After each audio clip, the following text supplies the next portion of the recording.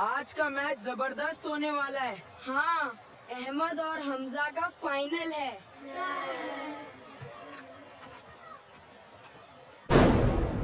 Guys, याद रखो, team work ही जीत दिलाता है।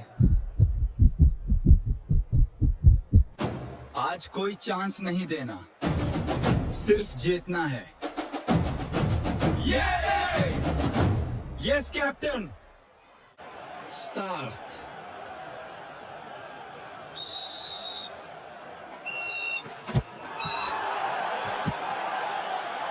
फोकस।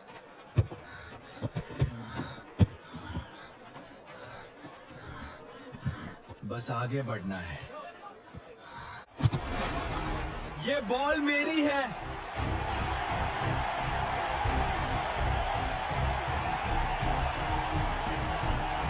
गोल।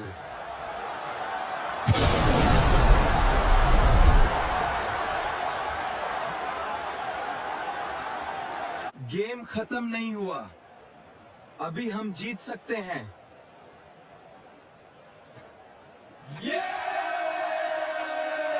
ये हमारा चांस है। गोल। नहीं जाने दूंगा।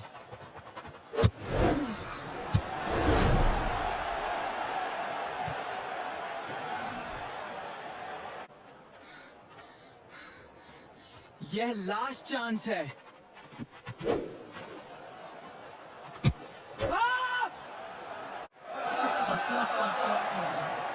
हम जीत गए।